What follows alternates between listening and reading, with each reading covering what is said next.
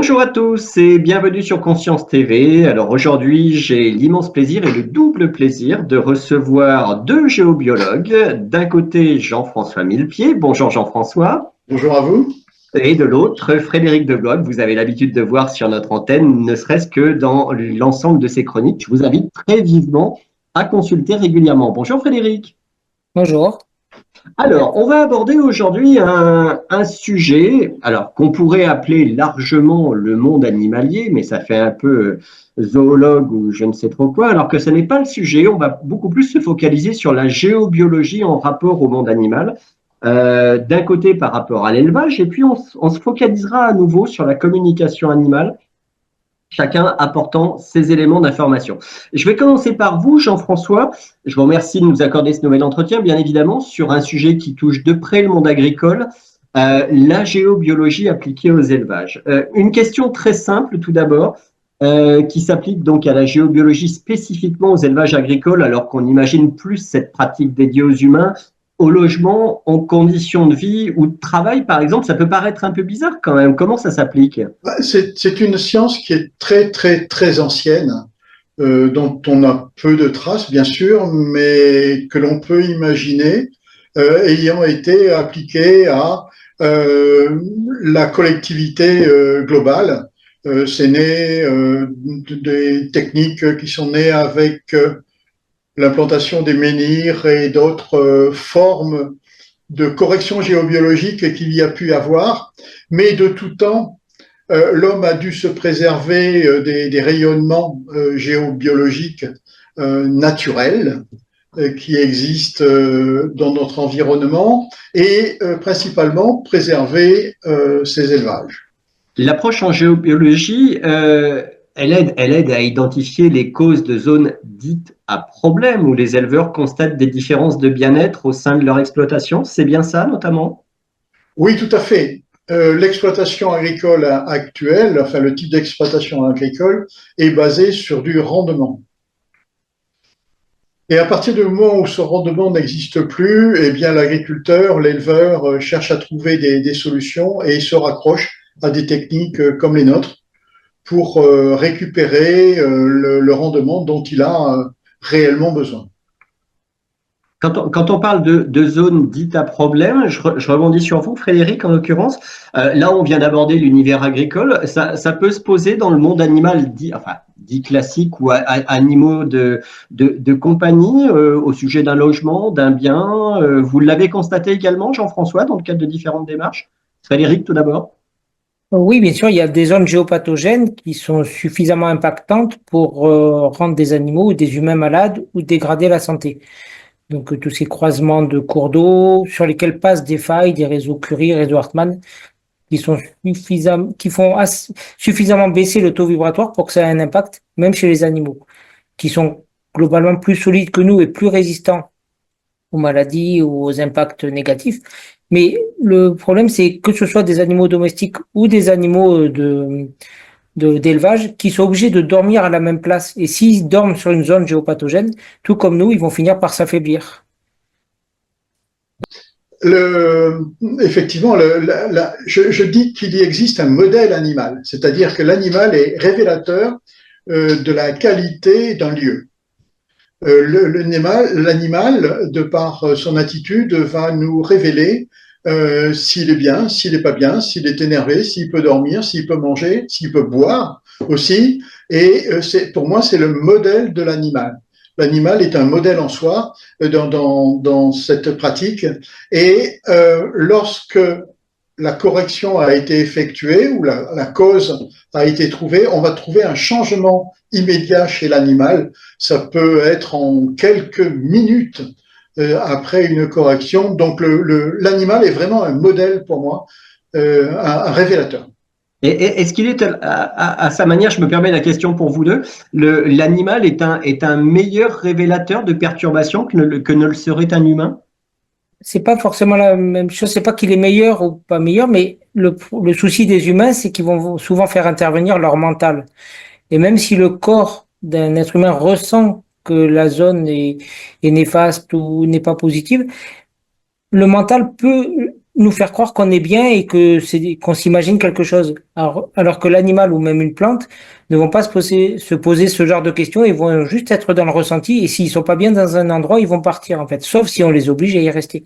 D'ailleurs, dans l'Antiquité, ils faisaient souvent paître des animaux et après ils observaient au bout de quelques mois ou quelques années les entrailles des animaux pour voir si le terrain était bon pour la construction. D'où les voyants qui regardaient dans les entrailles des animaux.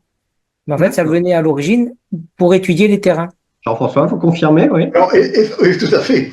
Et effectivement, l'animal a une vie beaucoup plus courte que la nôtre, principalement, assez souvent.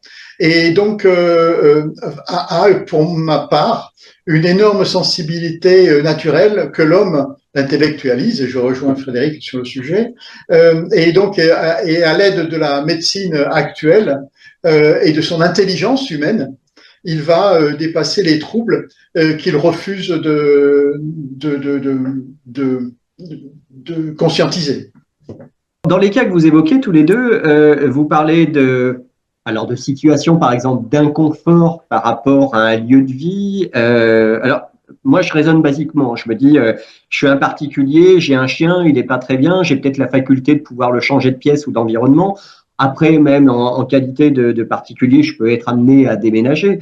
Donc, à la limite, il y a toujours des solutions, mais dans un univers agricole ou un univers d'élevage, on ne change pas les élevages du jour au lendemain de lieu ou de place. Alors, est-ce qu'il existe des solutions sans nécessairement changer les animaux d'endroit, vous voyez ce que je veux dire, pour résoudre les difficultés rencontrées? Il y a une vingtaine d'années, j'avais en main, je les ai toujours certainement, des études, des pré-études en vue d'une installation d'un élevage agricole sur un lieu qui appartenait donc à l'agriculteur. Et la banque avait exigé cette préétude pour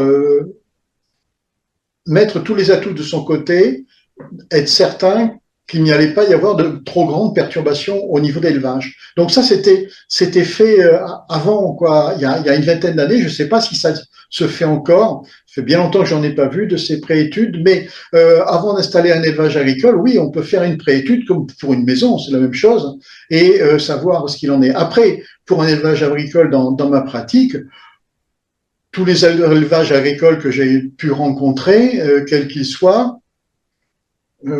j'ai pu les corriger, leur donner une qualité vibratoire positive alors qu'ils avaient une qualité moins bonne et qui pouvait nuire au fameux problème de production. Donc, un élevage agricole, quel qu'il soit, se corrige. On peut en faire quelque chose de bien. Même une maison, pareil.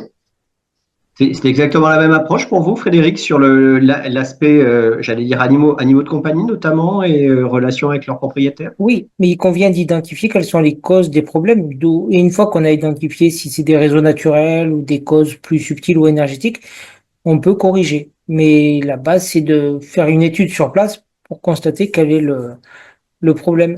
Mais les animaux vont pas le recevoir ou le vivre comme nous. Il y a des animaux qui ont besoin de temps en temps, comme les chats, d'aller sur des zones géopathogènes pour se décharger. Alors, ils vont pas y rester tout le temps, mais ils ont besoin d'y être. Donc, les chats savent très bien trouver les nœuds de réseau Hartmann et les points comme ça. Et ils le font naturellement. Donc, s'il y a un chat qui dort souvent au même endroit de manière régulière, c'est peut-être pas un endroit où nous, on doit aller dormir ou s'asseoir. Ça peut être un indice. Et par ailleurs, Frédéric, dans votre cas, vous pratiquez ce qu'on appelle la communication animale et on y reviendra un petit peu plus tard. C'est un élément d'interaction avec l'univers animal qui permet d'appréhender une difficulté et de la résoudre par ailleurs. Oui, parce qu'on peut poser directement des questions aux animaux et comprendre leurs problématiques ou qu'ils nous répondent. Et eux, ils voient le monde à leur façon, mais même pour un agriculteur, ça lui permettrait de savoir pourquoi des animaux sont sensibles dans telle zone ou pourquoi ils veulent pas aller à tel endroit ou aussi pourquoi il y a à tels endroits dans le box où il y a des vaches, par exemple, elles sont bien là et pas bien à un autre endroit. Donc elles peuvent, même sans, elles vont pas comprendre l'origine du problème, mais elles peuvent expliquer qu'il y a une zone où elles se sentent bien, une zone où elles se sentent pas bien. Donc dans ce cas-là, ça déterminera directement où il faut aller inspecter l'endroit et ça permettra de circoncire la zone de problème, par exemple.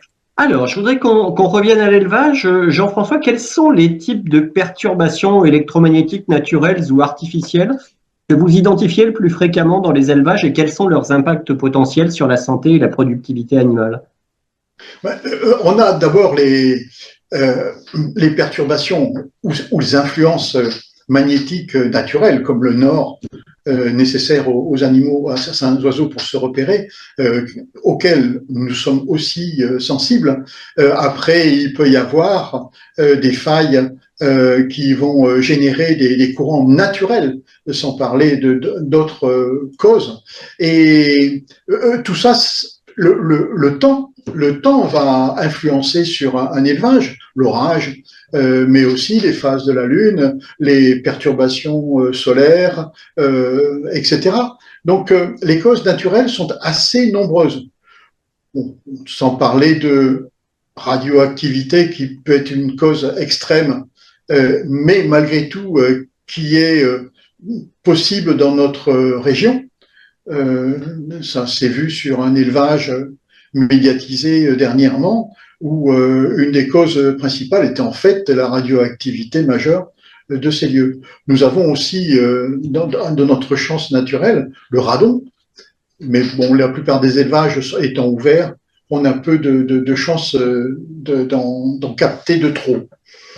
Et après, eh bien, viennent la cohorte de toutes les résonances magnétiques à des fréquences diverses actuelles de notre modernisme qui passe au départ par l'électricité 50 Hz et qui vont maintenant sur des ultrafréquences générées par les téléphones, les antennes relais de téléphonie mobile, les Wi-Fi diverses.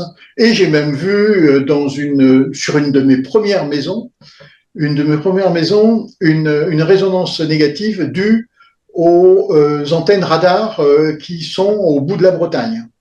Et on était à 40 kilomètres à l'intérieur des terres, je pense qu'à 40 kilomètres à l'intérieur des terres, et on avait cette influence de ces radars qui normalement sont pointés sur la mer et qui étrangement, et j'avais pas été le seul à le constater, résonnaient dans ces habitations à l'intérieur des terres. Donc ils peuvent résonner sur des élevages aussi, de la même manière. Donc il y a entre les courants naturels, façon de parler du 50 Hz, issus des réseaux et des circuits habituels d'électricité, de chauffage, de contrôle des pompes, du matériel, de l'alimentation d'eau, etc. Nous avons toutes les antennes relais qui existent et nous avons, gros problème, les courants de fuite. Les courants de fuite qui sont un petit peu, c'est une notion largement abstraite la plupart du temps, puisque ils sont difficiles à imaginer et pour lesquels les animaux sont beaucoup plus sensibles que les humains dans cette problématique. Là, il faudrait expliquer un peu plus avant ce qui est, mais il y a des retours, il y a des courants au niveau du sol. Les animaux, la plupart du temps, étant les quatre pattes, pour les animaux d'extérieur, les quatre pattes sur un terrain principalement humide, vont générer une différence de potentiel entre l'avant et l'arrière qui va être néfaste pour l'animal. Après de ça, nous avons toutes les pollutions qui existent et qui se retransmettent par les installations physiques des installations et aussi par l'eau. Parce que l'eau est éminemment polluée, majoritairement polluée par les émissions de pollution électrique et électromagnétique. Et là, c'est un cas où les animaux ne s'abreuvent moins ou plus, vont dépérir. Donc, les causes sont... J'ai même vu une fois un cas de pollution par le chauffage, une espèce d'air pulsé, et qui générait une zone de pollution électrique et électromagnétique dans l'élevage. Et on a mis un certain temps à le comprendre, puisqu'on était en été. En plus, pour contrôler le chauffage, il a fallu chercher d'où ça provenait, parce que c'était incompréhensible, il n'y avait rien du tout, et j'avais rien trouvé à aucun niveau de ce que je cherchais. Et à un moment, je dis bon, on va mettre le chauffage. Et on a mis le chauffage, et on a trouvé un cas de pollution, l'air humide, le sol humide. On avait une pollution générée par cet appareil-là. Voilà, il faut chercher assez souvent, c'est pas souvent identique. Il y a quelques règles, mais les causes sont multiples. Des perturbations que vous observez également dans le monde animalier domestique, Frédéric, ce type de perturbations électromagnétiques naturelles ou artificielles? Bah, surtout des pollutions artificielles dues au courant 50 Hz et aux hyperfréquences qui sont de plus en plus importants. On a de plus en plus d'appareils électriques et en fait, il n'y a pas assez de personnes qui sont sensibilisées à l'importance de la prise de terre, de la bonne valeur de la résistance de la prise de terre. Et l'idéal, c'est entre 20 et 50 ohms. La norme française, c'est 100 ohms, mais pour lutter contre l'électrocution. Mais il y a encore beaucoup de maisons qui sont pas aux normes avec une prise de terre de la résistance est supérieure à 100 ohms et des maisons dont la prise de terre est supérieure à 50. Et plus la prise de terre plus la valeur est bonne, vers 20 ohms, plus le courant de fuite, justement, aura tendance à retourner vers le piquet de terre et à être éliminé. Parce que sinon, on a des appareils électriques qui vont rayonner autour d'eux. Et dans ce cas-là, il y aura plein de zones dans l'appartement ou la maison qui vont émettre du champ électrique. Alors, les animaux domestiques sont un chouïa moins impactés que nous, parce qu'ils ont les poils qui les protègent un peu et qui écrètent une partie du champ électrique, mais ils sont quand même impactés. Et après, il y a tout ce qui est hyperfréquence. Le Wi-Fi, le Bluetooth, la téléphonie mobile, les nouvelles télécommandes des box Orange ou SFR qui ont l'intelligence artificielle intégrée, donc elles émettent des hyperfréquences. Donc c'est important que les gens en prennent conscience, autant pour eux-mêmes que pour leurs animaux. Et paradoxalement, ce serait même plus facile si on expliquait aux gens que c'est dangereux pour les animaux, ils feraient peut-être plus attention que pour eux. Donc c'est peut-être un des vecteurs pour faire comprendre aux gens que ça peut les impacter. Au niveau de la santé, pour que ce soit les animaux d'élevage ou que ce soit les animaux domestiques, l'impact est enfin, j'allais dire plus quantifiable sur les animaux d'élevage, par exemple au niveau des vaches, au niveau de la production laitière. C'est un exemple que je donne, il est peut-être erroné. Sur un animal domestique, ça va être quoi? Au niveau du comportement, ça va être de l'agressivité, ça va être un mauvais sommeil, ça peut être quoi? Oui, ça peut être un animal qui veut pas dormir dans une pièce ou qui se réveille régulièrement, qui veut tout le temps sortir ou qui sera énervé ou qui obéira pas. Mais comme sur les enfants, par exemple, les enfants peuvent ressentir un mal-être dû à un champ électrique qui est important, mais sans l'expliquer, mais il y aura toujours une sorte de tension qui sera palpable et une sorte d'énervement. Et les animaux, ça peut faire pareil, oui. Ben parce qu'un animal qui sera pas bien lui va le ressentir, il va pas se dire ah ben je sais pas pourquoi je suis pas bien mais je vais rester. Non, lui il va vouloir partir et sortir de la zone perturbée. Donc s'il est obligé de dormir encore une fois dans une pièce, il va se lever, il va essayer de bouger, il va gratter la porte, Donc ça c'est un signal qui est important qu'on peut regarder. Et au niveau de l'élevage, Jean-François, donc principalement une baisse je prends l'exemple à nouveau des vaches, de production laitière, ça peut être quoi concrètement? Les conséquences? Oui, tout à fait. Dans le cas d'élevage laitier, oui, c'est une baisse de production ou une qualité du lait qui est dégradée très rapidement. Pour le laitier, pour les poulets, c'est une manque de prise de poids, pas de perte, mais de manque de prise de poids. C'est-à-dire ce qui doit être fait en 21-24 jours, je crois, ne sera pas obtenu, ce qui va être une perte nette pour l'éleveur. C'est tout un programme, hein, la condition d'éleveur en production animale, c'est tout un programme assez catastrophique où on parle là du bien-être animal, où on essaye de trouver un moins mal-être possible, mais on doit parler aussi du mal-être de l'éleveur, qui est terrible à l'heure actuelle. Ce sont des gens qui sont vraiment malmenés par tout le système, et ils sont très très impactés. Mais tout à l'heure, vous disiez que on s'inquiète beaucoup plus de la problématique des animaux quelquefois que ceux des humains. Eh bien, j'ai eu le cas où on m'a fait intervenir sur un élevage, je dirais l'espèce élevée, on m'a fait intervenir et où après des résultats sur l'élevage, j'ai proposé vivement à l'agriculteur de remédier aux problèmes qu'il avait dans son habitation personnelle, avec des pollutions électromagnétiques majeures, principalement.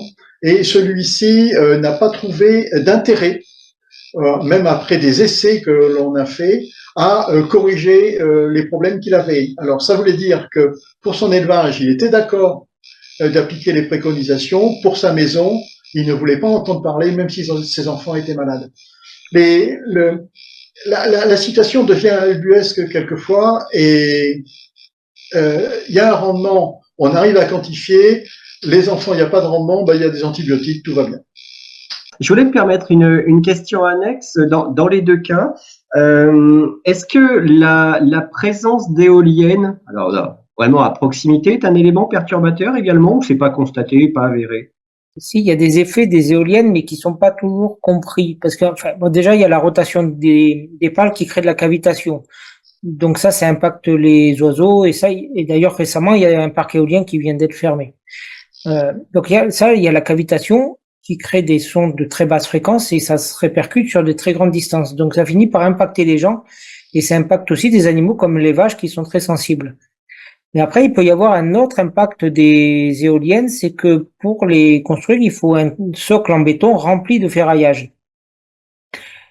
Et on sait que les masses ferromagnétiques attirent les réseaux Curie. Mais il y a un autre effet aussi, c'est qu'on peut détourner les réseaux Hartmann par effet de pointe. Et les éoliennes créent aussi un effet de pointe parce que ça fait un mât. Donc il est possible que les parcs éoliens concentrent les réseaux Curie et les réseaux Hartmann et les déforment sur de grandes surfaces. Donc ça, c'est une hypothèse. Il faudrait l'étudier plus avant. Mais si c'est le cas, ça peut expliquer les perturbations que l'on constate sur les fermes ou les maisons qui sont quelquefois à plusieurs kilomètres des éoliennes, où les gens se retrouvent en mauvaise santé sans comprendre pourquoi. Mais si ça concentre tous ces réseaux, alors là, c'est logique. Plus l'information qui peut passer sous les cours d'eau qui sont dessous, et ça émet aussi des champs électrostatiques très importants. Et puis après, il y a un autre effet, c'est que la pollution des sols qui est due à l'usure des pales en microparticules qui tombent sur le sol et qui rend les sols stériles. Ça, c'est pas direct, ça rend pas directement malade, mais bon, les sols sont pollués définitivement. Jean-François, vous vouliez peut-être ajouter quelque chose sur les éoliennes? Alors, les éoliennes, oui, sont un gros problème, entre autres d'implantation, mais là, j'ai dans mon entourage un chien qui ne supporte pas les éoliennes à cause des infrasons, parce qu'elle les voit pas, mais elle les sent, et les infrasons agissent sur la santé humaine. C'est quelque chose de nouveau pour la lutte contre les éoliennes, parce que maintenant, tout un chacun peut s'équiper à l'aide de son smartphone de mesures d'infrasons, et peut les détecter, donc peut revendiquer une meilleure situation. Et puis après, bon, il y a les courants de fuite dus aux transfos, dus aux installations d'éoliennes, dus au captage électrostatique renvoyé à la terre, dus à plein de choses qui font que les élevages à côté des éoliennes, en général, ont quelques difficultés, voire dépérissent totalement. Et là, c'est le modèle animal qui nous montre le chemin en disant non, ça c'est pas possible, on peut pas faire, on peut pas continuer avec ces situations-là, avec ce type d'éoliennes en tout cas. Peut-être existe-t-il, mais on les a pas essayés, d'autres types d'éoliennes qui pourraient éviter ces mâts monumentaux, qui pourraient se trouver dans d'autres situations, qui pourraient nous éviter toutes ces pollutions. Mais le système ne veut pas l'entendre, et ça fait plus de 20 ans que j'entends parler d'autres types d'éoliennes qui seraient possibles d'essayer. Alors malheureusement, la France n'en veut pas, et c'est la Norvège ou la Suède qui va faire les essais de ces types de mâts d'éoliennes, de murs à vent, qui devraient être beaucoup moins polluants que ceux que nous avons à l'heure actuelle. Alors, c'est vrai que la préfecture autorise ou incite ou finance peut-être les installateurs d'éoliennes à faire appel à des géobiologues qui vont travailler au niveau énergétique sur les mâts d'éoliennes, en incluant soit dans le béton des adjuvants qui vont rendre l'énergie du béton positive et avoir une meilleure résonance au niveau du milieu. Je sais que pour ma part, j'ai du matériel avec un fabricant français qui devrait me permettre, je ne l'ai pas encore fait, j'attends un jour peut-être de devoir le faire, me permettre de corriger au niveau énergétique un champ éolien, mais je ne pourrai rien y faire comme il risque de se passer à côté de chez moi, à 1 km, 500, 2 km de chez moi, un champ éolien sur des remontées de sources au sommet d'une montagne, ancienne montagne. La Bretagne est ainsi faite que l'eau source au sommet des montagnes, on en a déjà parlé et on y revient, et ces failles-là sont conductrices d'eau, mais aussi d'énergie électrique retour par la terre, dont on est équipé en France, retour par la terre, qui est une des conditions de notre circuit électrique de transport. Notre circuit électrique national de transport oblige le courant à revenir par la terre et donc est un conducteur, c'est le 4e fil qui a été économisé, mais cette économie nous oblige à avoir une excitation électrique par tous les canaux de transport possibles, la plupart du temps humides, failles, rivières et autres. Donc c'est une composante de notre système industriel, le retour par la terre. C'est une catastrophe, mais ça a été généré, ça a été décidé en 1900 pour faire des économies de câbles, qui étaient tous en cuivre à l'époque. Et cette économie-là, eh bien, nous la payons à l'heure actuelle et on ne pourra pas faire machine arrière. Donc, c'est une constante de pollution. Alors, ça me permet de rebondir sur un point justement, et on va rester dans le domaine de l'électricité. Est-ce que vous pourriez nous expliquer, Jean-François, l'origine des courants électriques que l'on dit vagabonds, leur mode de propagation dans une exploitation, et puis les solutions concrètes que vous préconisez pour les neutraliser? Oh bien, je viens d'y répondre un petit peu là sur les courants vagabonds. Les courants vagabonds, ils sont pas si vagabonds que ça. Hein. Ils sont pas si vagabonds. Hein. Ils retournent à la source. Et ils sont intrinsèques au système, quoi. Et donc, bon, ça, c'est une horreur. Et donc, une faille va générer cette différence de potentiel. Courant vagabond n'est un problème que s'il y a une différence de potentiel. C'est-à-dire qu'à deux endroits, une tension un peu plus élevée, une tension un peu plus basse, va générer une différence. Cette différence va générer un choc électrique. Voilà, c'est dans ce sens que ça doit être compris. Et donc, ce choc électrique va être nuisible. Nuisible pour l'animal qui veut s'abreuvoir parce qu'il va prendre une châtaigne. Nuisible parce que vous, chez vous, vous allez pouvoir prendre des arcs électriques. Il y avait des cas assez flagrants de fil à linge des gardes-barrières lorsqu'il y a eu l'électrification des réseaux, et donc qui était en plein champ électrique du transport entre le rail et le cathéter. Et ils avaient trouvé la solution en mettant les fils électriques perpendiculaires à la voie, au lieu de les mettre parallèles. Et dans ce cas-là, on ne prenait plus un arc électrique.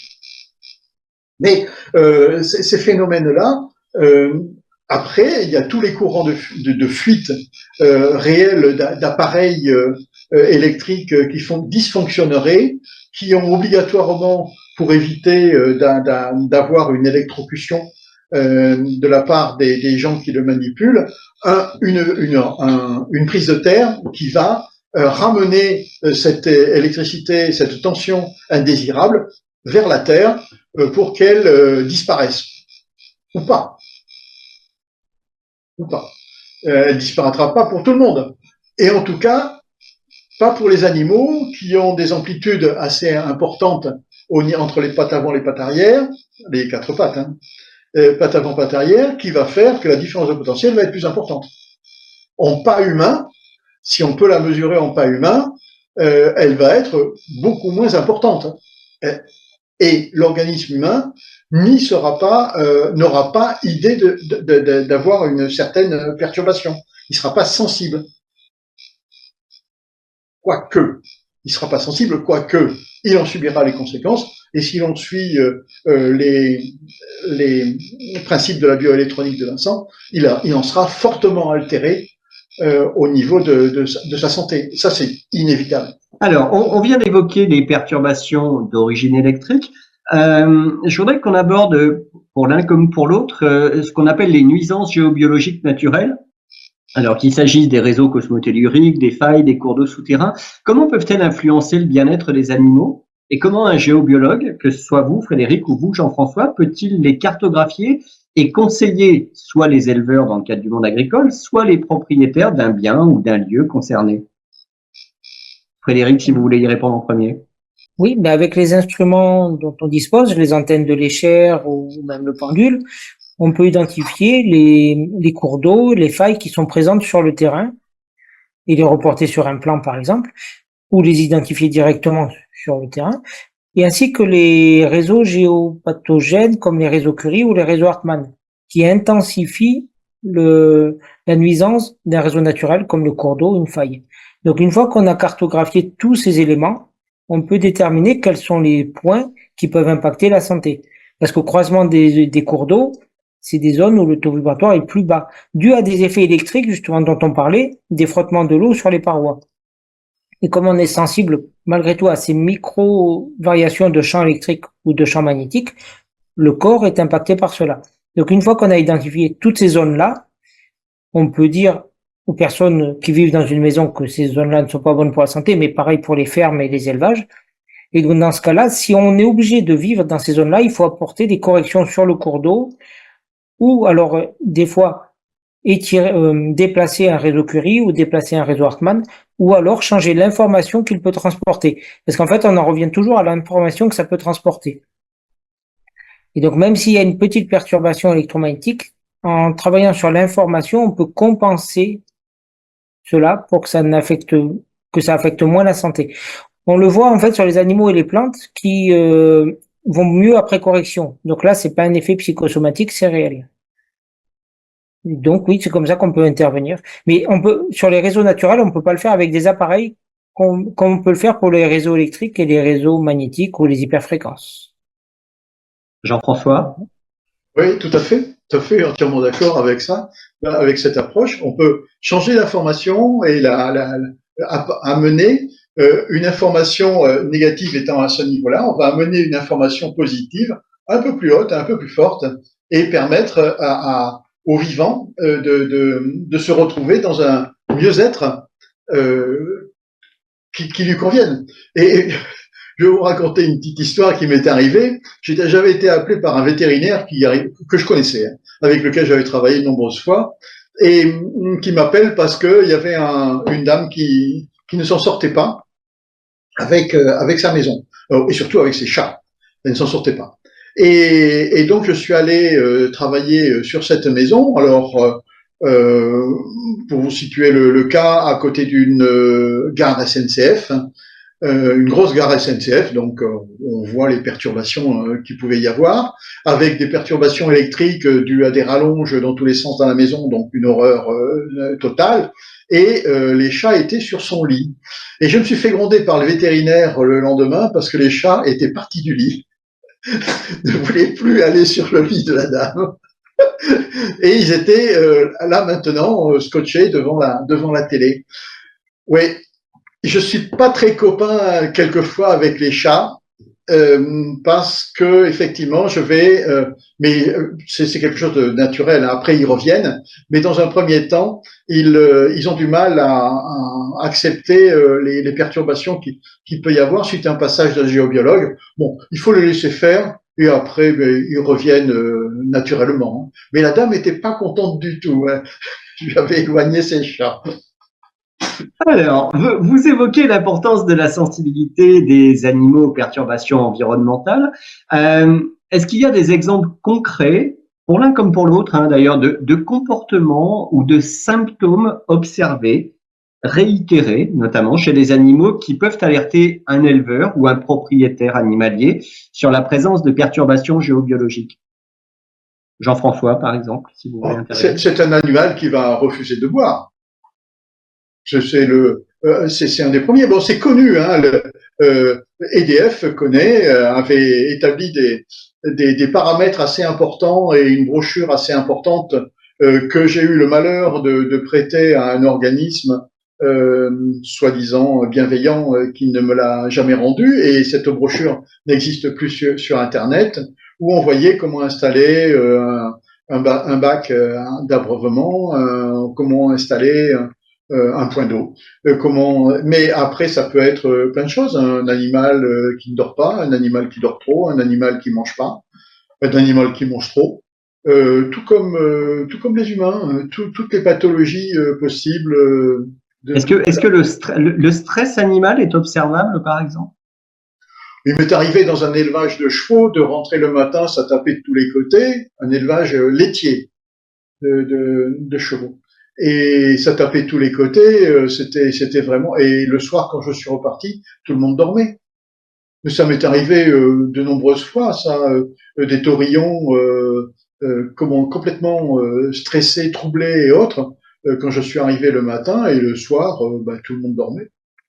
Oui, ça peut arriver, mais il n'y a pas que les perturbations naturelles comme les failles et les cours d'eau, il y a aussi l'ambiance de la maison, les perturbations électromagnétiques et aussi le stress des humains. En fait, les animaux domestiques sont très sensibles au stress de leurs propriétaires.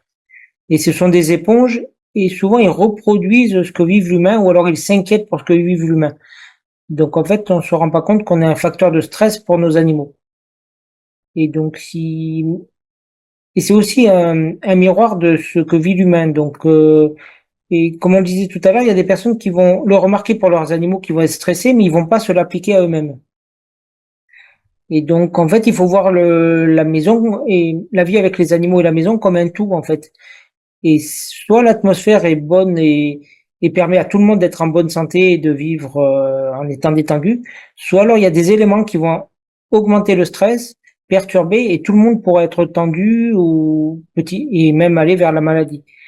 Et donc il faut regarder ça globalement. Mais c'est vrai que les animaux peuvent être un indicateur de cela. Est-ce que par expérience, alors je fais appel à vos acquis respectifs, vous avez pu observer enfin, selon les espèces, une meilleure réceptivité aux ondes, aux perturbations? Je vous donne un exemple très bête. Est-ce que les vaches sont plus réceptives aux perturbations que les chevaux? Est-ce que les chiens le sont plus que les chats? C'est peut-être totalement naïf comme question, mais j'aimerais avoir votre appréciation sur le sujet. Pour ce qui est de l'agriculture, moi je sais que les vaches sont des animaux très sensibles, mais après j'en connais pas beaucoup plus. Pour les animaux domestiques qu'on a dans les maisons, chiens et chats, c'est pas la même chose. Un chien va jamais aller se coucher sur un point géopathogène, tandis qu'un chat va le faire. Comme les fourmis qui peuvent suivre des réseaux Hartmann et mettre leur nid sur un croisement Hartmann. Donc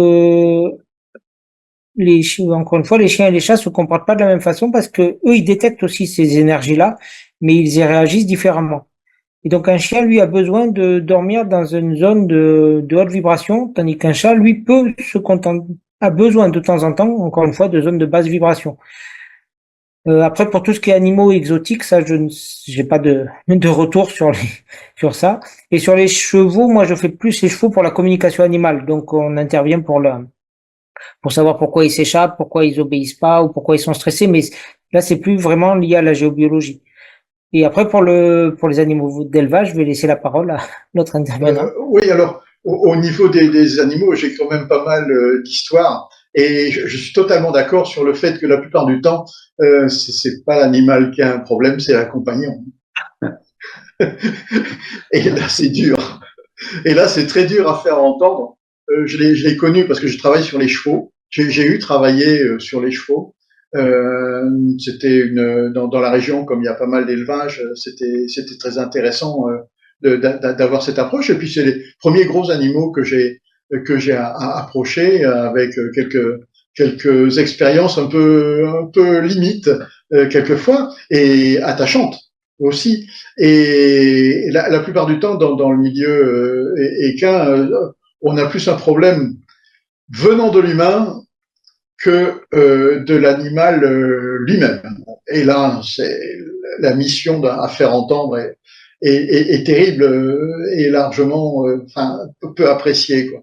Mais après, au niveau des animaux, oui, il y a toute une émission à faire sur la protection de certains animaux, et aussi bien animaux d'élevage. Alors, dans les vaches, on parle des vaches en général, mais entre une Primolstein et une vache pie-noire, il y a un monde de différence assez extraordinaire au niveau énergie. J'ai travaillé sur les deux espèces, enfin les deux races plutôt. Et bien, la pie noire a beaucoup plus de gènes évidemment que la Primolstein et va réagir, comment dire, mieux, quoi. Je préfère travailler sur une pie noire que sur une Primolstein.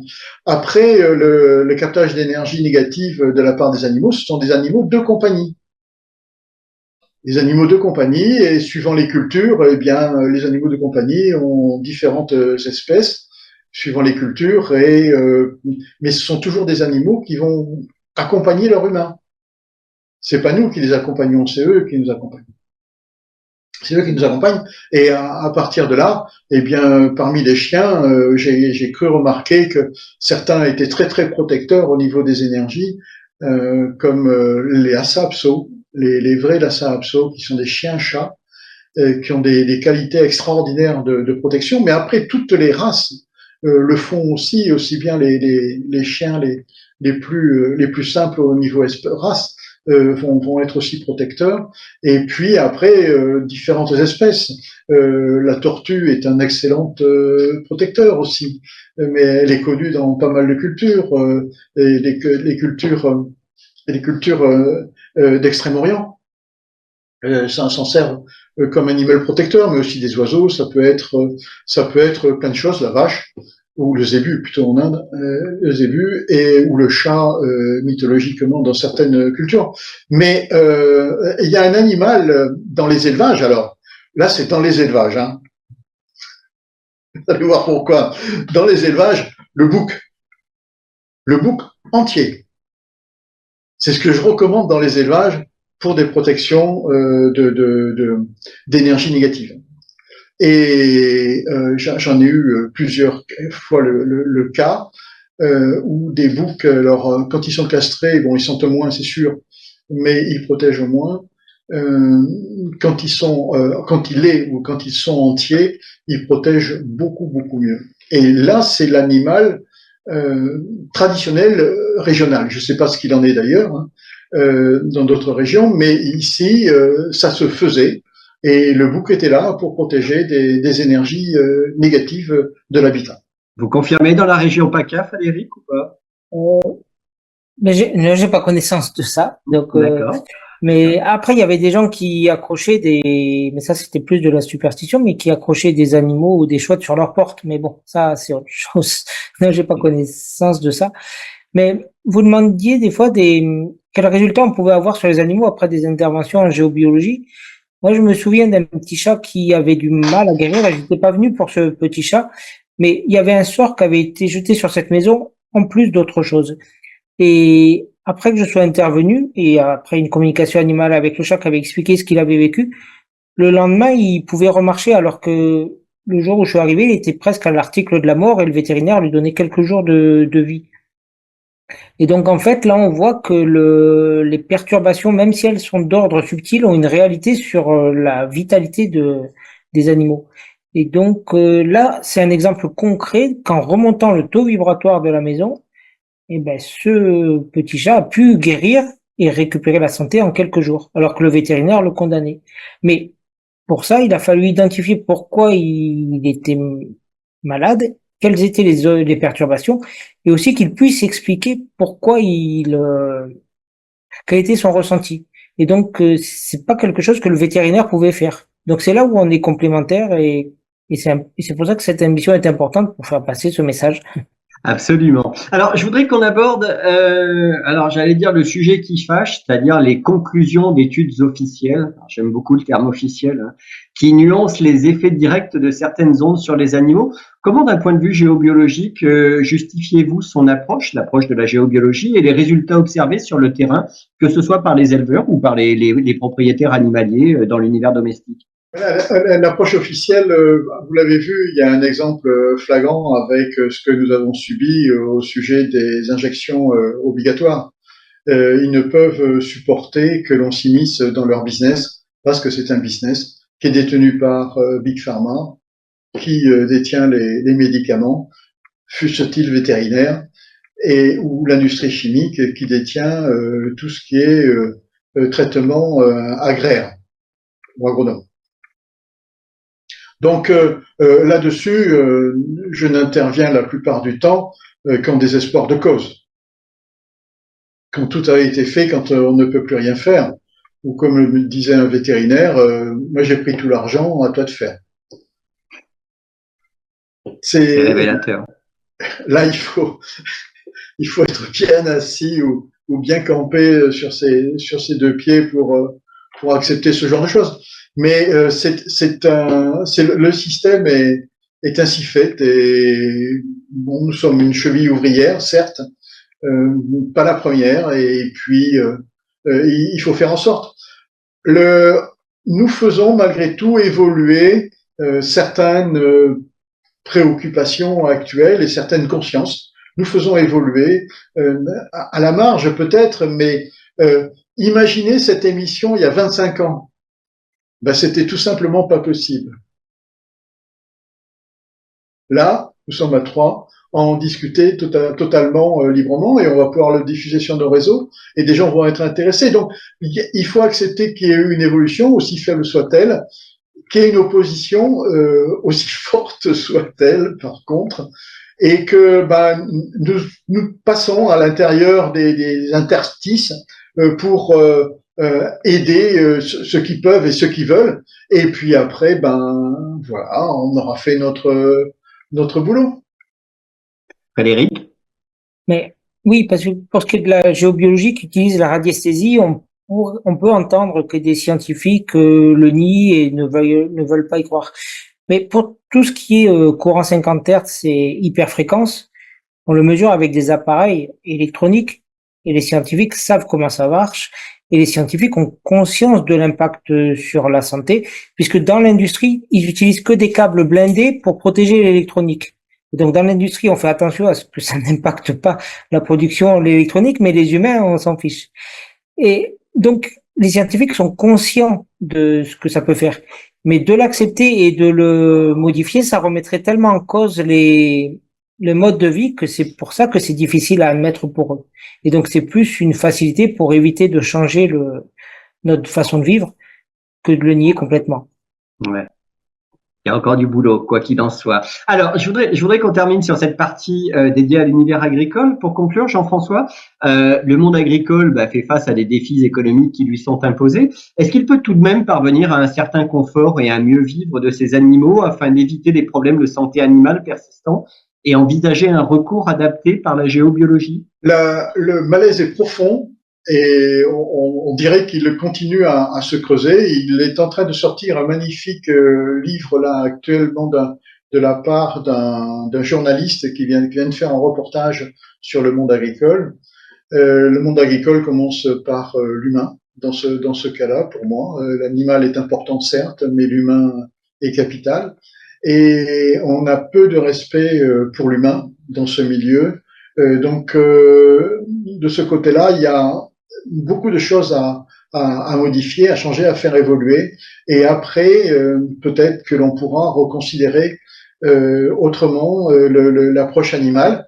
J'y ai participé pendant de nombreuses années puisque j'ai été vice-président du réseau Cohérence et j'ai participé à la promotion du porc sur paille en parlant de bien-être animal et de conditions de commercialisation permettant à la fois aux producteurs, aux transformateurs, aux charcutiers d'en vivre et aux consommateurs d'avoir des produits de qualité.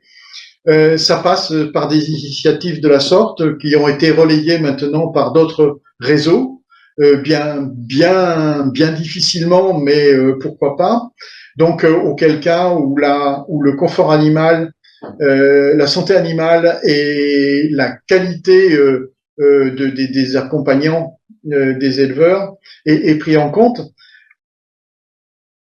L'activité de géobiologue telle que je la pratique n'est qu'un des éléments de cette chaîne immense dans laquelle il y a beaucoup de choses à revoir, à repenser, à reconsidérer.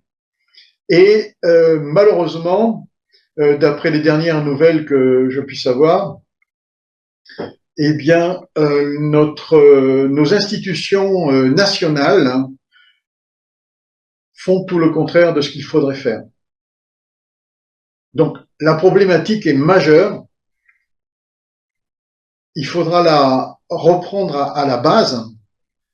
Pour vous expliquer, un des derniers sénateurs que j'ai rencontré de la région, de ma région, était très fier, ancien agriculteur, était très fier de m'expliquer que l'Europe, puisqu'on parle de ça, puisque c'est une base de nos difficultés actuelles, l'Europe, ayant émis des préconisations en santé au niveau agricole, animal, eh bien les Français, ils avaient fait encore plus fort. Ils avaient renforcé les préconisations contraignantes. Voilà dans lequel cas se trouvent nos pauvres éleveurs agriculteurs qui sont à l'agonie pour la plupart, et qui, s'ils le sont à ce point, auront du mal à s'occuper en tout bien-être de leurs animaux. Vous voyez où nous en sommes dans le milieu agricole, c'est pour en revenir à ça. Et on peut difficilement leur en vouloir. Ce sont des gens qui vendent, et lorsqu'ils vendent leurs produits, parce que c'est le but de ma clientèle en milieu agricole, c'est de vendre. Et quand ils vendent leurs produits, ils ne savent pas combien ils les ont vendus. Ils recevront leur fiche de paye par la suite, mais la plupart du temps, ils ne savent pas ce qu'ils ont vendu. Parce qu'ils ne maîtrisent rien du tout. Voilà dans quel état se baigne, se trouve le milieu agricole. Évidemment, la part de la géobiologie et du bien-être animal dans ces cas-là, c'est une considération première, certes, mais un problème insignifiant dans tout l'océan de problématiques que rencontrent ces gens. Valérie, vous vouliez rajouter quelque chose éventuellement? Oui, ce qui vient d'être dit est juste, en fait, c'est parce qu'on s'est focalisé juste sur la production et l'économie pure, et l'argent et la fabrication de plus-value le plus rapidement possible aux dépens autant des éleveurs que des animaux. Et régulièrement, on a entendu parler de nombre d'abattoirs où les animaux étaient maltraités, mais en fait, le personnel est aussi maltraité. Donc la maltraitance animale n'est que le reflet de la maltraitance de ses employés et d'un système global qui est dysfonctionnel. Et c'est vrai que si on voulait vraiment agir, il faudrait repartir à zéro, que sur des élevages familiaux, des abattages locaux, mais le bien-être pour tout le monde et revenir au local. Et en fait, il y a toute une partie de l'économie qui part dans un autre sens. Et puis on le voit avec l'Europe qui vient de signer des accords de libre-échange avec la Nouvelle-Zélande, l'Amérique du Sud, pour faire transiter de plus en plus de matière sur la planète au mépris de tout, en fait. Et c'est vrai que pour l'instant, la politique et l'économie est partie sur cette lancée-là. Et par contre, là où c'est rassurant, c'est que les nouveaux agriculteurs et les jeunes agriculteurs ne veulent plus vivre comme ça. Et donc peut-être que ça va prendre 20 ans, 30 ans pour qu'il y ait un changement, mais il y a des fermes qui se refont avec de la multiproduction, multi-animaux, des légumes, la vente locale. Et donc l'économie est en train de changer. Donc je pense que ce système macroéconomique est au bout de sa vie, mais pour l'instant ils veulent pas.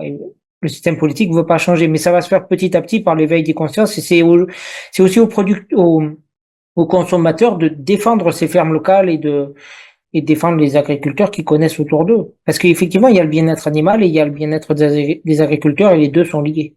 Ce qui explique notamment le fort taux, alors d'une part d'éleveurs et de producteurs qui cessent leur activité où il n'y a pas de reprise familiale, le fort taux de suicide par ailleurs qui en résulte, parce que pour beaucoup d'exploitants, les pressions sont intenses effectivement et essentiellement économiques.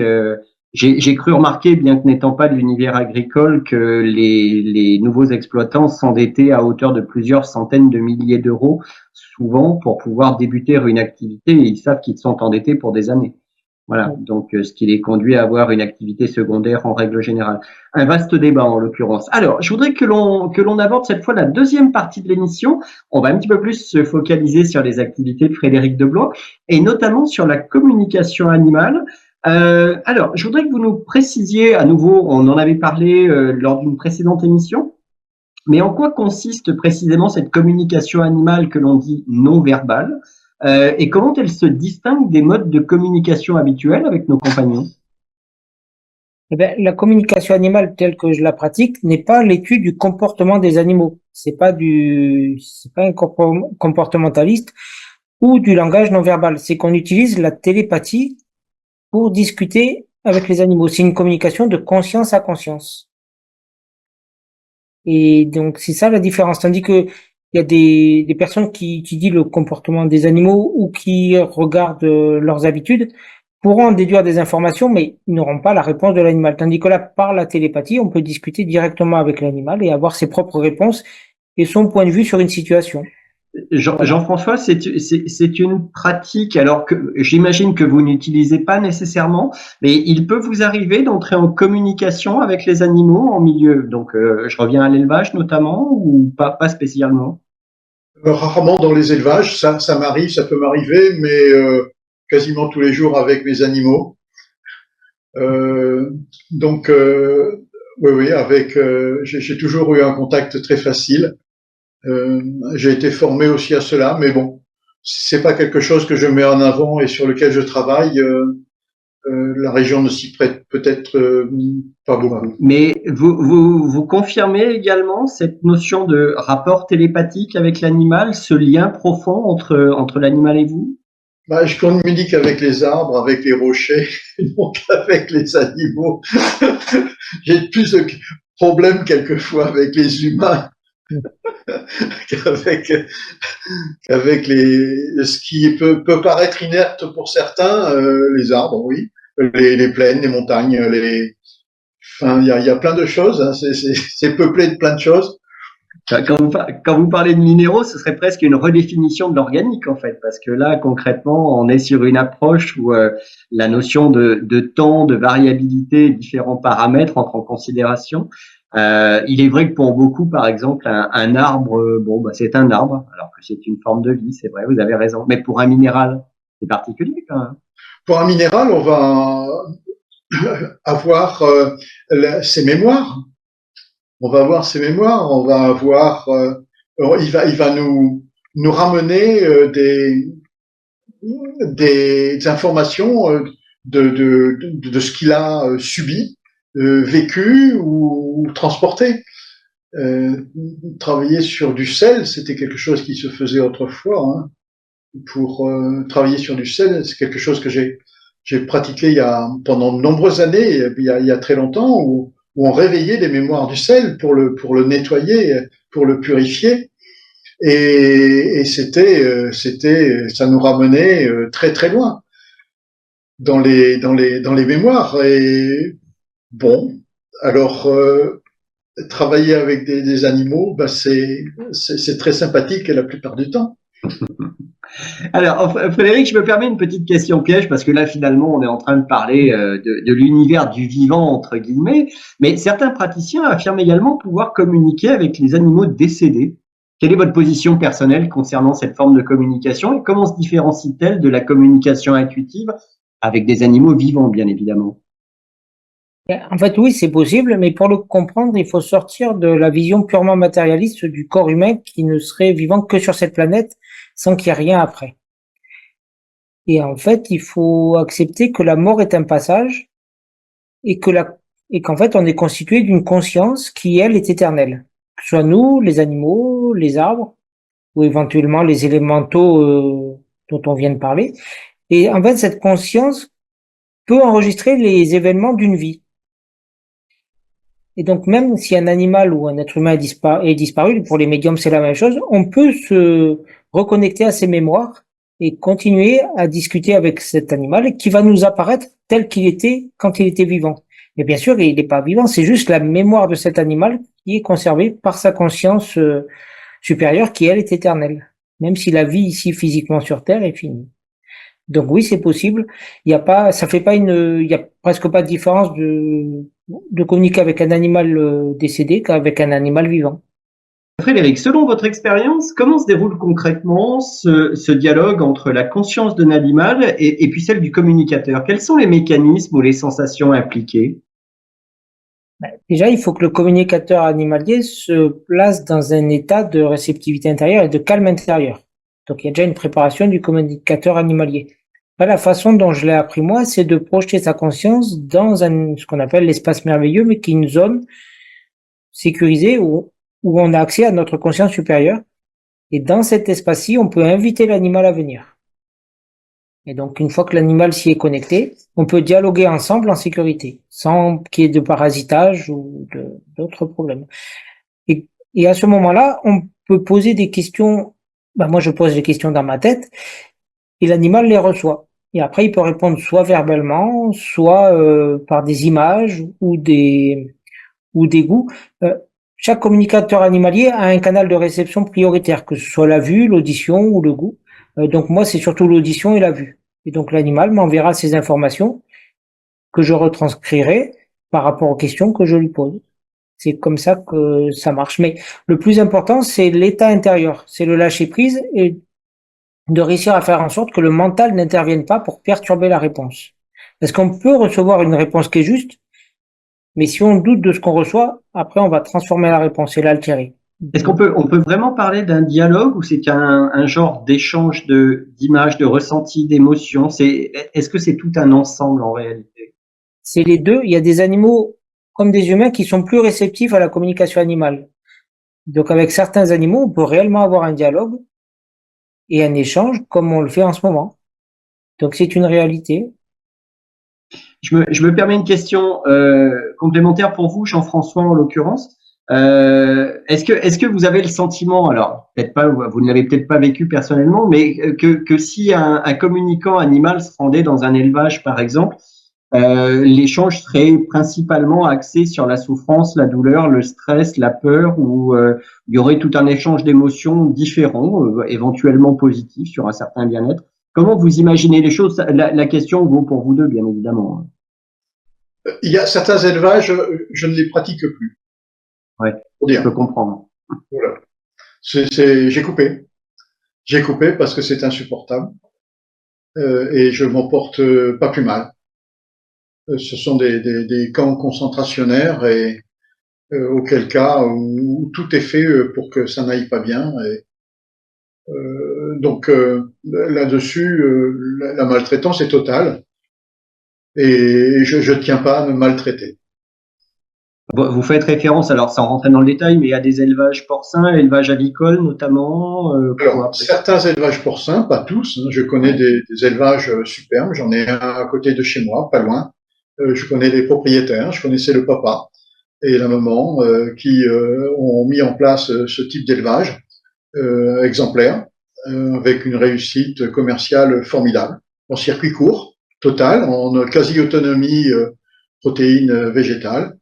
Tout est bien fait là-dedans. Donc et puis il y en a d'autres où c'est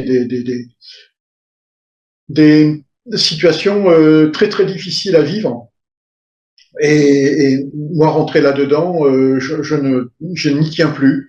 Donc à ce moment-là, je travaillerai s'il est possible de travailler à l'extérieur, mais absolument pas rentrer là-dedans.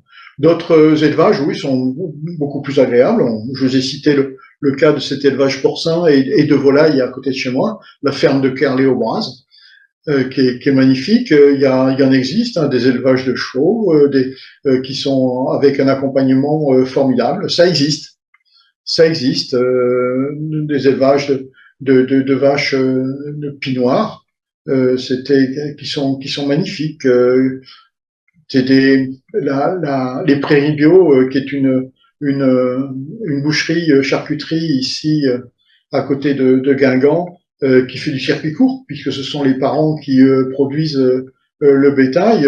Eux sont à l'écoute de leurs animaux de manière exemplaire. Ça existe, ça existe. Mais après, effectivement, il y a énormément de choses. Frédéric, c'est l'une des raisons pour lesquelles vous n'intervenez pas nécessairement dans le milieu de l'élevage ou simplement parce que l'occasion ne s'est pas présentée. Et est-ce que si vous deviez vous y confronter, c'est je vais pas dire une source de crainte, mais de vous dire que vous risquez de vous confronter principalement à de la maltraitance, à de la souffrance exprimée par télépathie notamment? Alors, c'est principalement parce que moi j'habite en Provence et qu'il n'y a pas de grands élevages. C'est encore des fermes rurales ou des petites exploitations. Et donc il n'y a pas trop de demandes pour cela. Quand je suis intervenu pour des chevaux, c'était à la demande des propriétaires, parce que après il y a des personnes qui utilisent des chevaux, qui restent dans une vision mécaniste du cheval et ils veulent pas entendre parler de la communication animale. Après, j'ai un boucher qui m'a fait intervenir une fois parce que lui élevait ses propres cochons en plein air et il avait besoin parce que lui il en vit aussi, qu'un des cochons puisse être abattu et lui il voulait pas monter dans le camion. Et le boucher voulait pas le forcer à le faire non plus parce qu'il voulait pas le stresser. Et donc finalement, comme il savait que je faisais de la communication animale, il m'a demandé de le faire. J'ai accepté de le faire autant pour lui que pour le cochon parce que de toute façon c'était inéluctable. Donc autant que ça se passe bien pour tout le monde. Et donc j'ai expliqué au cochon ce qui se passait. Et bon après les gens ce que je vais dire vont le prendre comme ils veulent, mais il a fallu intervenir aussi à distance sur l'abattoir où il devait aller parce qu'il y avait trop d'énergie négative ou trop de mémoire qui restait. Et donc après avoir travaillé là-dessus et avoir expliqué au cochon comment ça allait se passer, il est monté naturellement dans le camion et puis après tout s'est bien passé. Et donc là, c'est possible de le faire, mais je l'ai moi-même fait parce que je mange de la viande. Donc si j'étais végétarien, j'aurais eu plus de réticence à le faire. Mais c'est vrai que moi, je fais le choix de prendre de la viande élevée en plein air et qui est respectée. Et après, c'est vrai que j'interviens un peu dans les élevages parce que l'occasion s'est pas présentée. Mais c'est vrai que être exposé à la souffrance animale, c'est difficile aussi. Mais des agriculteurs qui ont des élevages concentrationnaires vont pas faire appel à nous, en fait. Ouais, c'est évident. Évident. Si, enfin, oui, si quand même, ils font appel à nous parce que ou à des géobiologues, ils font appel parce que ils ont besoin de rendement. S'il n'y a pas de rendement, ils vont crever, quoi. Même s'ils font du concentrationnaire. Donc, oui, je voulais dire en communication animale, c'est pour ça. Je voulais dire oui. Ah oui. On va plus sur la communication animale. Voilà. D'accord. Oui, effectivement, dans ce cas-là, ils auront peut-être du mal parce que si c'est pour se mettre à mal avec leurs animaux, oui, faut pas. Ça, ils accepteront pas. Exact.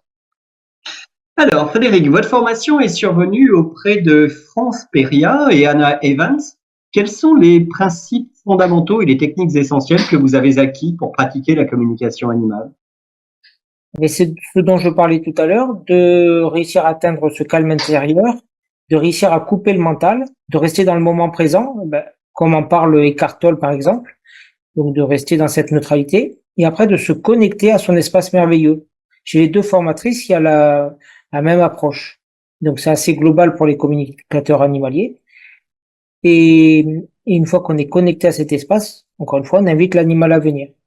Le plus important, c'est le moment présent et le lâcher prise.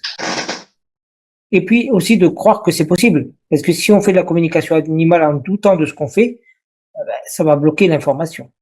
Et au-delà de la simple compréhension, dans quel domaine spécifique la communication animale non verbale peut-elle apporter des solutions complémentaires, par exemple aux soins vétérinaires pour améliorer le bien-être des animaux? Vous pouvez nous donner quelques exemples concrets? Oui, c'est surtout si les animaux sont stressés ou si les personnes n'arrivent pas à comprendre leur changement de comportement. On ne peut pas réaliser un diagnostic par une communication animale. Ça, il faut aller voir un vétérinaire. Parce que l'animal pourra dire j'ai mal au ventre, j'ai mal à la patte ou j'ai mal quelque part, mais comme nous, on ne sait pas non plus pourquoi on est malade, l'animal pourra pas y répondre. Par contre, là où c'est intéressant, c'est sur les changements de comportement soudains chez les animaux, où le vétérinaire, lui, n'aura pas de choix que de donner des équivalents d'anxiolytiques ou de calmants, mais il n'aura pas la réponse. Tandis que nous, on pourra comprendre pourquoi l'animal a changé de comportement ou pourquoi il a peur de quelque chose, et avec sa réponse, on pourra résoudre le problème. Beaucoup de vétérinaires font sans le savoir de la communication animale, puisqu'ils arrivent à calmer les animaux et à leur permettre d'être dans un meilleur état le temps de la consultation. Donc, naturellement, ils le font, même s'ils l'expriment pas. Ils ont cette empathie. C'est ça, hein, Frédéric. Hein. Oui, il y a de l'empathie. C'est de l'empathie. À partir du moment où on a de l'empathie, on communique naturellement avec les humains, mais aussi avec les animaux. Est-ce que vous avez le sentiment, c'est une question que je pose à tous les deux, tout à l'heure on a parlé de Big Pharma, etc. Mais est-ce que vous avez quand même le sentiment que les vétérinaires peuvent objectivement s'ouvrir à la géobiologie, observer certaines réalités issues de votre activité auxquelles eux n'accéderaient pas par leur méthodologie traditionnelle et médicale? Pour la communication animale, oui, mais Anna Evans, c'était elle-même vétérinaire. Après, c'est vrai que moi, j'ai une vétérinaire qui m'a fait appel pour son chien, justement, qui avait changé de comportement et qui était stressé et qui, en fait, avait été attaqué par un autre chien. Il n'arrivait pas à récupérer. Il avait toujours peur de sortir ou d'aller dehors. Et donc, en faisant une communication animale et un soin de libération émotionnelle, ce qui est possible aussi sur les animaux, j'ai pu travailler là-dessus et après il a recommencé à promener normalement. Donc cette dame-là, comme vétérinaire, a fait appel à ça parce qu'elle voyait qu'elle pouvait pas y travailler. Après, pour la géobiologie, c'est plus complexe parce que il faut que les gens aient conscience que ce soit possible. Et beaucoup de vétérinaires ont beaucoup d'appareils dans leur cabinet qui émettent des ondes, des champs électriques. Et j'ai essayé plusieurs fois d'aborder ça avec eux et c'est plus compliqué. Donc, parce qu'ils expliquent, on peut pas faire autrement, on est obligé d'avoir ça et c'est une approche qui est encore plus difficile. Vous confirmez, Jean-François, de votre côté, ou une certaine... Je vais encore apporter une note très pessimiste. Tant que ça ne nuit pas à leur intérêt économique, les vétérinaires vont être enclins à pratiquer nos méthodes à partir d'un moment où ça leur enlève de la clientèle, ils vont être moins disponibles pour considérer autrement leur approche. C'est terrible, on en a déjà parlé, mais on revient à la même chose. Concernant la maladie, c'est difficile de prouver une corrélation directe entre les éléments géopathogènes en géobiologie et une maladie. Pour les humains, c'est à la limite plus facile parce qu'on dort toujours au même endroit. Donc, avoir cette approche par rapport au vétérinaire de dire l'animal est malade parce qu'il dormait sur un point géopathogène, c'est plus difficile et on n'en est pas encore là. Il me semble que la communication intuitive peut être également utilisée pour la localisation des animaux perdus. C'est un axe principal de la communication animale. Quel est votre point de vue sur cette application spécifique et les difficultés potentielles personnellement rencontrées? Oui, c'est possible, mais c'est quelque chose qui est très difficile parce qu'il y a beaucoup d'interférences et l'animal qui est perdu est très stressé. Donc, on peut communiquer avec lui. Ça m'est arrivé quelquefois qu'on retrouve l'animal, mais c'est dans la communication animale le type de communication dans lequel on a le plus de mauvais résultats, en fait, et les moins fiables. Pour différentes raisons, en fait. Alors, pour quelles raisons, justement, c'est ce que j'allais déjà, parce que l'animal est stressé, donc déjà, on peut communiquer avec lui, mais il va pas forcément écouter ce qu'on va lui dire. Après, il y a le fait que ça reste de l'information reçue par télépathie. Et donc, une fois qu'on sait que l'animal est dans telle zone, il faut tomber exactement sur lui pour le retrouver. Mais si l'humain est à 100 mètres de l'animal et qu'il le voit pas, l'animal peut continuer à courir et après il y a aussi des animaux qui s'entêtent et qui vont trop loin dans une direction et quand ils sont et au final ils finissent par être réellement perdus. Et donc à ce moment-là, c'est très difficile de les faire revenir sur leurs pas et de leur expliquer où est la maison. Parce qu'une fois qu'ils ont perdu complètement leur repère, c'est compliqué. C'est ce qui explique que c'est vraiment difficile dans les disparitions d'animaux. Euh, Après, il y a le fait qu'il y a des animaux qui sont pas du tout habitués à vivre en dehors d'une maison et donc ils ont très peu de chances de survie dans la nature. Donc il y a ça aussi. Et après, si il faut le prendre tout de suite, en fait. Le souci, c'est que les gens attendent souvent 2, 3 jours, une semaine pour faire appel au communicateur animalier. Et donc là, c'est comme dans les disparitions d'humains. Si la personne n'est pas retrouvée dans les 48 heures, il y a quasiment aucune chance de la retrouver, en fait. Jean-François, dans votre cas, alors je sais bien que vous n'êtes pas nécessairement communicant animal, vous vous êtes déjà confronté cependant à des situations dans un élevage, par exemple naturel, on va dire cette fois, à des animaux perdus et la nécessité pour vous de pouvoir intervenir. Alors j'ai bien conscience que ça n'est pas votre domaine de prédilection, mais ça vous est arrivé néanmoins ou pas nécessairement? De ramener des animaux dans leur pâture, oui, ça m'est arrivé quelquefois de devoir le faire parce qu'ils avaient cassé les fils. Mais effectivement, mais des chiens, ça m'est arrivé d'en retrouver. Par contre, j'abandonne pour les chats la plupart du temps. Le chat c'est pas évident du tout. Et la première chose que j'essaye de savoir dans ces cas-là, c'est si vraiment l'animal veut revenir dans sa maison. Parce que s'il a une mauvaise maison, eh bien, il n'aura pas envie de revenir. Et moi, je vais comment l'aider, enfin non, pas justement pas l'aider du tout, mais lui lui nuire encore en faisant perdurer ce mal-être qu'il a à être dans cette maison, ou si ce sont des accompagnants qui sont comment dire, de mauvaises énergies. Donc et qu'ils le demandent. Ils ont bien beau le demander, mais si l'animal ne veut pas, ben il veut pas. Hein, et puis que faire, quoi. Donc après, il n'y a plus qu'à espérer que quelqu'un d'autre le retrouve et que ça passe bien. C'est pas évident du tout. Hein. Oui, je comprends. D'ailleurs, la fuite d'un animal, alors il y aurait probablement plein de raisons, mais ça peut justifier effectivement d'être à l'origine, par exemple, d'une maltraitance, d'un sentiment de solitude parce que les maîtres travaillent toute la journée, et de cette nécessité vraiment de sortir de ce contexte qui est oppressant pour l'animal.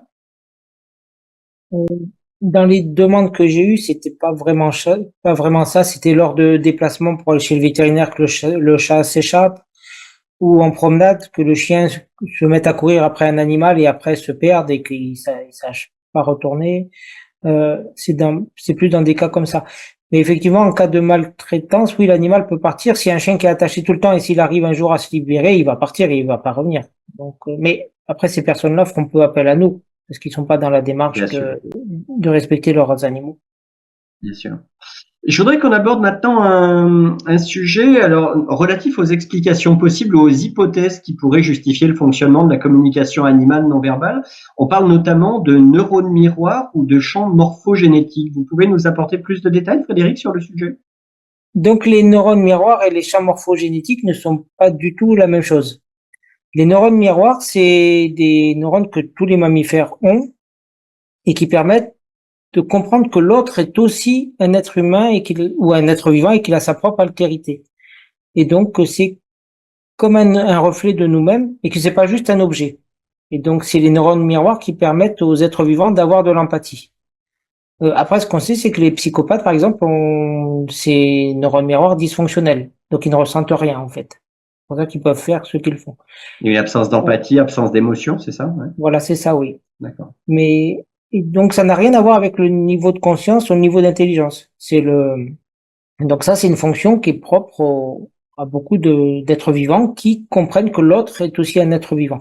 Après, les champs morphogénétiques, c'est un espace énergétique qui contient de l'information. Et c'est Rupert Sheldrake qui a identifié ces champs morphogénétiques, mais je pense que les annales akashiques sont à peu près la même chose.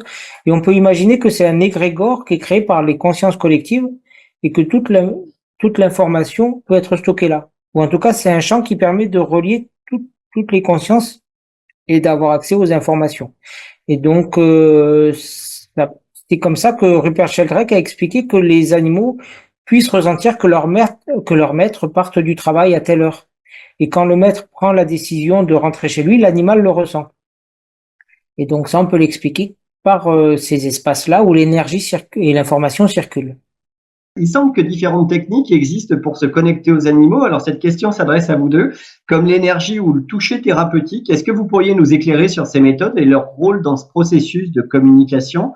Et dans votre cas, Frédéric, quelle forme de contact vous privilégiez? L'énergie, le toucher thérapeutique, c'est quoi concrètement? Moi, je me sers de la communication animale déjà quand les propriétaires ont des questions, je les pose à l'animal et lui répond. Mais après, je me sers aussi de la communication animale pour définir l'objectif. Si il faut faire une séance de libération émotionnelle ou une séance de magnétisme à l'animal, je me sers de ça pour faire l'objectif avec lui comme si je le faisais pour un humain. Parce que de prendre un objectif pour une séance, ça cible le travail. Et après, moi, je travaille souvent à distance. Donc, ce sera ou du magnétisme ou des libérations émotionnelles. Et après, un ostéopathe, lui, va faire des touchés thérapeutiques et manipuler l'animal. Ce que je fais pas moi. Je vais faire moi plus du magnétisme, qui est très efficace sur les animaux. Ils le ressentent beaucoup et ils aiment vraiment ça parce que ça les apaise, ça les calme. Et puis ça a un effet anti-inflammatoire qui est important. Donc les animaux, ils sont très sensibles. Après, le travail émotionnel, c'est comme pour les humains. Parce qu'en fait, les animaux ressentent aussi des peurs, des contrariétés, du stress. Et un événement traumatique peut s'inscrire dans le corps de l'animal ou ses champs énergétiques et continuer à l'impacter ou à changer ou à modifier son comportement. Un chien qui a subi un accident de voiture peut avoir peur de monter dans une voiture. Et donc, pour corriger cela, il faut faire une libération émotionnelle comme on le ferait avec un humain pour qu'il ait à nouveau confiance dans la voiture et qu'il ait plus peur de monter dedans. Jean-François, vous vous êtes confronté à des animaux d'élevage pour lesquels justement ce type de connexion par le toucher thérapeutique ou l'énergie s'est avéré efficace? Oui, ça s'est avéré efficace. Mais il y a eu un désaccord à chaque fois avec l'éleveur. Et donc la finalité n'a pas été à la hauteur des espérances. Quoique si j'ai eu quelques poulains, oui, ça c'était des bonnes expériences avec ça ne prenait pas quoi. Et donc j'ai eu quelques naissances. Après d'autres, oui, avec mes animaux, j'en ai toujours eu et ils ont une grande confiance. Et c'est merveilleux, même à distance, les animaux de mes enfants, pareil, je travaille pour eux aussi. Et j'ai rien à rajouter à ce que dit Frédéric. Je travaille comme pour les humains, de la même manière. Et puis ils acceptent l'énergie de manière assez extraordinaire, bien plus simplement que ne le font les humains. C'est bien, enfin, en tout cas, avec nos animaux, ils le font bien plus simplement, avec une exception, bon, même pour les chats, hein. Même pour les chats, nous avons quelques chats. Même pour les chats, ils acceptent, ils savent accepter quand il le faut. Donc, un monde merveilleux, bien plus merveilleux qu'avec les humains. En vous écoutant tous les deux, j'ai le sentiment, alors je peux me tromper, hein, qu'il est plus facile finalement de travailler ou d'agir avec des animaux qu'avec des humains. Vous confirmez? Oui. Oui, parce que l'animal est directement dans le ressenti. Et donc, s'il ressent que ça lui fait du bien, il va pas se poser de questions, il va accepter le soin. Tandis qu'un humain peut avoir des fausses croyances ou se dire, on m'a dit que ça n'existait pas ou ça marche pas, et donc il va perturber le soin. Mais comme il peut le faire avec un traitement allopathique, hein, ça s'appelle l'effet nocebo. Mais il y a beaucoup moins d'effets nocebo chez les animaux. Donc c'est plus facile, oui. Très bien. Alors, pour conclure, Frédéric, une question qui va faire la synthèse de cette émission, à savoir que la géobiologie et la communication animale semblent être deux domaines assez spécifiques et finalement plutôt différents. Pourriez-vous toutefois démontrer qu'il existe au contraire de nombreux points d'approche entre les deux disciplines et qu'elles peuvent induire des interactions associées au biotope en général et à l'univers du vivant? La géobiologie est l'étude du lieu et de l'impact du lieu sur la santé. Et donc, on peut se servir de l'animal comme indicateur de la qualité du lieu de vie. Mais on pourrait aussi interroger l'animal pour avoir son ressenti sur le lieu de vie et qu'il puisse lui donner sa vision des choses et son ressenti. Et donc là, ce serait une approche complémentaire à la géobiologie. Et donc, il y a des points communs, hein. En fait, parce que la géobiologie, c'est l'étude de la circulation énergétique et de l'information qui circule dans cette énergie. Et la communication animale permet d'avoir les informations données par l'animal. Donc, ça permet d'avoir une vision globale et pour le bien-être de tous, des humains et des animaux, dans un lieu de vie, que ce soit une ferme ou une maison. Donc, c'est complémentaire. Le mot de la fin pour vous, Jean-François, par rapport aux synergies évidentes entre la géobiologie et la communication animale, même si vous ne la pratiquez pas directement? Si, c'est totalement le monde global de l'harmonie qu'il doit régner dans un lieu, et en incluant aussi les habitants. Et c'est là où ça pêche en géobiologie dans les maisons. Les gens ne comprennent pas très bien ce qui leur arrive après un travail sur une maison, et ils doivent s'approprier les corrections qui ont été faites avec une élévation vibratoire, en libérant certaines sacs à dos, boulets qu'ils pourraient avoir. Et les animaux le font plus rapidement que les habitants de la maison, les accompagnants. J'ai eu encore le cas dernièrement où l'animal euh, de la maison a très très bien compris très rapidement ce qui se passait. Les humains ont mis un peu plus de temps, un peu plus longtemps à le faire, à se retrouver dans de bonnes énergies de qualité, à accepter ce qu'il en était. Il devait fonctionner sur un ancien schéma en réaction avec les problématiques antérieures qu'il ramenait certainement sur le devant. Et alors que l'animal avait compris que le monde avait changé et que tout allait mieux, quoi. C'est là où les deux approches ont le même but, les mêmes chemins, les mêmes. C'est une méthode commune. Et je suis pas étonné de l'approche de Frédéric, communication animale, géobiologie. Mais moi, je suis en tant que thérapeute, je suis devenu géobiologue par nécessité. Est-ce que vous pensez sincèrement que la géobiologie a de beaux jours devant elle face malheureusement à l'explosion j'allais dire, des technologies qui abusent de l'électricité, des perturbateurs électromagnétiques et tout cela, et surtout d'une prise de conscience humaine en rapport qui permet justement de revenir à des valeurs plus saines. Vous y croyez? Pour ma part, au vu des technologies qui se développent de tous les côtés, on ne peut pas faire autrement qu'inciter à trouver des solutions. Les solutions passeront beaucoup par la géobiologie. Dans le cas d'habitat individuel, dans le cas d'habitat collectif, ça devient déjà beaucoup plus problématique, puisque là on concentre des perturbations à tous les niveaux, sur toutes les fréquences, et que le problème c'est pas son propre lieu de vie, mais c'est le voisinage. Donc là, on est dans des solutions qui sont à grande échelle quelquefois et plus difficiles à aborder. Mais si l'humain veut continuer à vivre, alors ça c'est un choix, il va devoir passer par des solutions en assainissant, entre autres, ne serait-ce que pour lui, quoi, son environnement.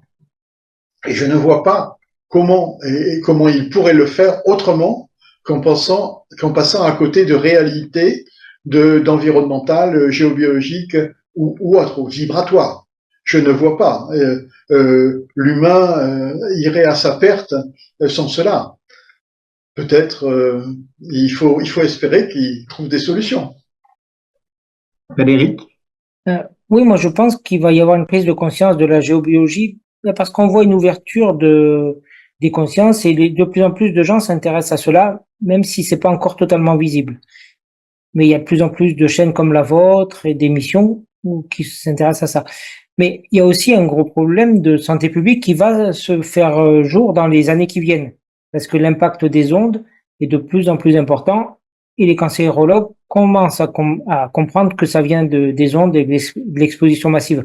Donc malheureusement, la prise de conscience va être due à la dégradation de la santé des gens et à la baisse de l'espérance de vie qui s'effondre partout en Occident. Donc je pense que malheureusement, la prise de conscience viendra de la constatation que ce mode de vie est néfaste pour la santé et qu'il faut trouver d'autres solutions que nous connaissons en géobiologie, mais qui sont pour l'instant pas utilisées. Donc oui, je pense que c'est l'avenir, mais il faut être patient.